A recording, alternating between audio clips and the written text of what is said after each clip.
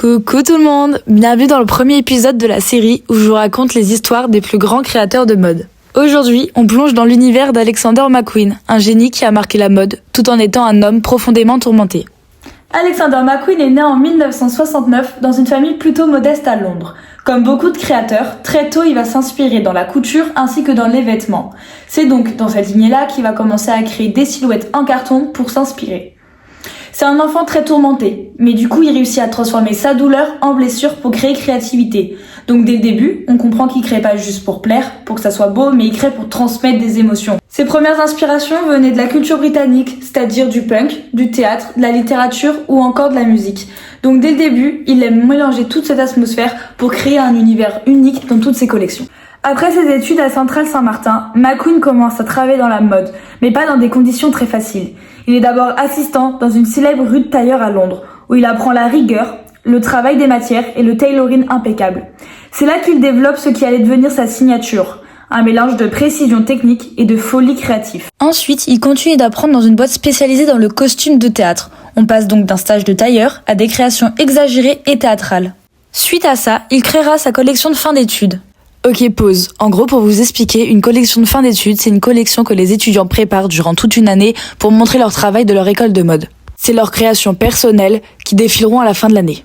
Mais pour être clair, les collections peuvent être très belles, mais c'est très difficile de se faire repérer par les journalistes ainsi que le public. À ce moment précis de la fin de ses études, Alexander McQueen a réussi à choquer le monde. Et là, coup de théâtre dans la mode, un événement qui changera la vie de McQueen. Isabelle Blaut, une icône de la mode, repère la collection et décide de l'acheter entièrement, ce qui est quasiment impossible pour un projet d'étudiant. Elle devient alors un soutien incroyable pour McQueen. Cette icône de la mode va propulser McQueen dans la cour des grands, et c'est comme ça que l'enfant terrible de la mode naît enfin. Elle croit en lui et l'inclut dans toutes ses connaissances dans le milieu. Elle est là pour l'encourager, mais aussi pour le défier. Et c'est grâce à elle qu'il fera le premier pas dans le milieu de la haute couture, un monde très fermé. En 1992, il lance sa première collection sous son nom, et elle attire immédiatement l'attention. Provocante, théâtrale, sombre et incroyablement talentueuse. Les critiques et la presse le remarquent, ce jeune créateur qui n'a peur de rien. Il devient rapidement une figure incontournable de la haute couture, tout en restant fidèle à son univers intense et émotionnel. McQueen voulait provoquer, surprendre et choquer, mais croyez-moi, il a bien réussi à faire ça. Mais toutes ces explications restent floues. McQueen, c'était des défilés marquants et audacieux. Vous vous souvenez de son premier show ? Ok, je vous stoppe encore. Pour vous expliquer, on sait que dès le départ, il n'est pas là que pour faire de la mode classique. En 1993, il présente une collection qui se nomme Taxi Driver, inspirée du film culte de Martin Scorsese, et un message à son père qui était chauffeur de taxi. Elle dénonce déjà les marques de sa signature, provocantes, innovantes et surtout des tailles ultra basses.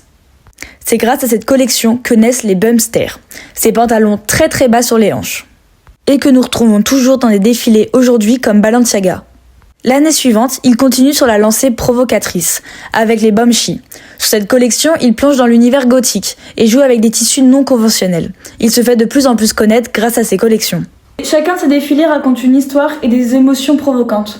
En effet, parce qu'en 1995, il frappe encore plus fort. Il propose au public une collection s'inspirant de l'histoire entre l'Angleterre et l'Écosse, avec des pièces abîmées, froissées et déstructurées. Certains spectateurs sont outrés en pensant que McQueen s'amuse en mettant l'accent positivement sur les violences faites aux femmes. Mais il affirme en disant que c'est tout l'inverse. Il ne veut pas suivre les tendances, mais créer à sa manière, avec son vécu et ses ressentis. Ces collections créent une histoire et interrogent le public et la vision de chacun sur le monde de la mode. Il devient encore plus visible sur les scènes internationales qui lui ouvriront énormément de portes.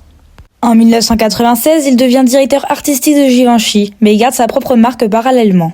Ce qui accroît encore plus la pression et le stress. En effet, car il sait qu'il va devoir adapter sa vision à une marque beaucoup plus élégante et sophistiquée. Mais les choses se compliquent. Il a toujours eu une approche sauvage et provocante. Là, il doit s'adapter à une maison de couture qui prône l'élégance et la sobriété. Il comprend alors qu'il ne pourra pas transformer Givenchy comme il l'aurait voulu. C'est une vraie tâche pour lui, car il n'est pas un designer qu'on peut encadrer facilement. Ses idées et sa personnalité font de lui son travail. Mais pour Hubert Givenchy, le créateur est trop brut, trop provoquant. Il craint qu'il salisse l'image de la marque. Cependant, les nouvelles collections attirent un public plus large et plus international. Il aura donc un impact énorme dans cette maison. Et c'est suite à ce stage qu'il sera surnommé l'enfant terrible de la mode et sortira ses collections les plus légendaires. Comme la collection Printemps-été 99. Ils mettent en scène une mannequin iconique de l'époque sur une plaque tournante. Elle porte une robe parfaitement blanche et là, des robots propulsent de la peinture noire et jaune sur elle. Et tout ça sous les yeux du public. Ce défilé est un exemple parfait, mélangeant mode et technologie. Il montre à quel point Alexander McQueen est prêt à repousser les limites. Cette collection sera donc un succès fou et le monde entier parlera de lui.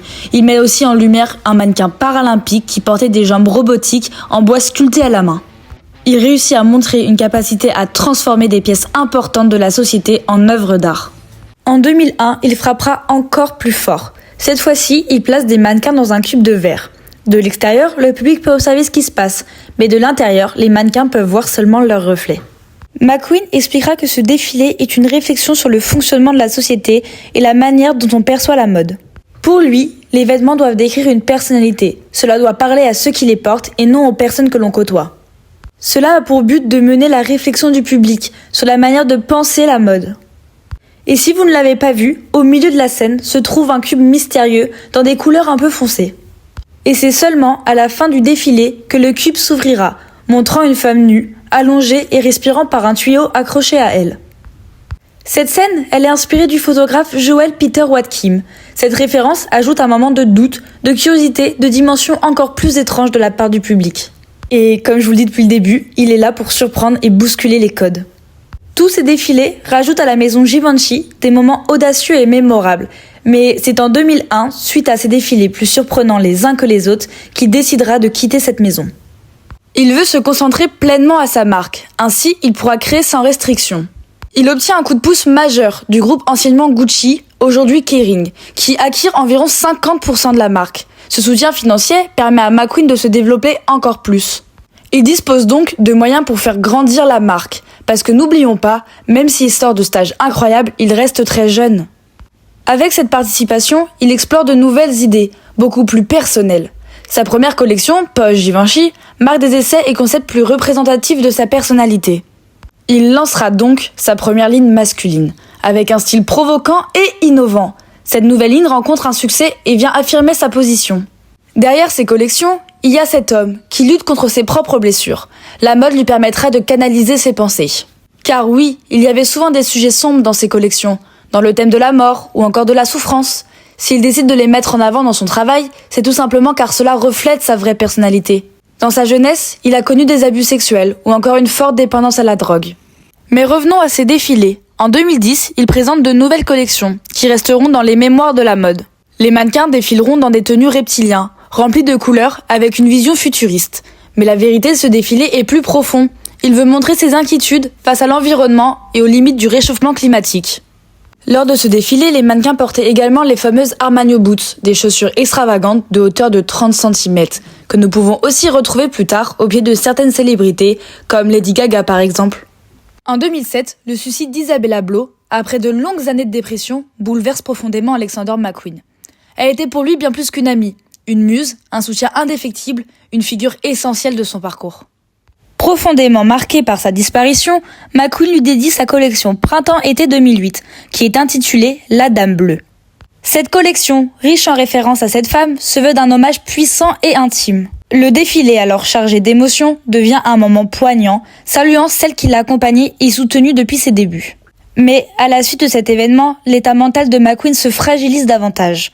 En 2009, il traverse une période sombre, marquée par une grande détresse psychologique. Très proche de sa mère, alors gravement malade, il est profondément affecté par sa souffrance.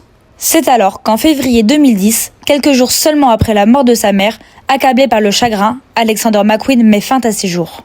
Il laisse derrière lui une note simple, bouleversante et pleine d'amour. « S'il vous plaît, prenez soin de mes chiens. Pardon, je vous aime. » Même si son parcours s'est arrêté brutalement, l'héritage d'Alexander McQueen perdure. Après sa disparition, Sarah Burton reprend la direction artistique de la maison et poursuit son œuvre avec respect et sensibilité. Elle perpétue l'esprit de McQueen, donnant vie à ses créations et inspirant toujours le monde de la mode. Parmi ses réalisations les plus emblématiques figure la robe de mariée de Kate Middleton, symbole de l'élégance, de l'audace et du raffinement caractéristique de la maison. Après Sarah Burton, d'autres créateurs ont pris la direction artistique de la maison, poursuivant son héritage et chacun à leur tour leur vision. tout en restant fidèle à l'esprit audacieux et avant-gardiste d'Alexander McQueen. Son travail continue d'inspirer de nombreux créateurs contemporains qui reprennent son audace et sa vision novatrice de la mode. Pour moi, McQueen montre que la création est aussi douleur mais beauté, qu'un vrai génie ose tout montrer, même ses parts les plus sombres. Il rappelle que la mode peut être un art, une émotion ou une expression de soi-même. Mais j'aimerais aussi avoir vos avis. Est-ce que pour vous, McQueen était un génie ou un créateur que la mode a brisé? J'espère que vous avez aimé cette vidéo sur ce créateur et que vous allez aimer les autres qui vont suivre. Et n'hésitez pas à me dire en commentaire quel créateur vous voulez voir prochainement.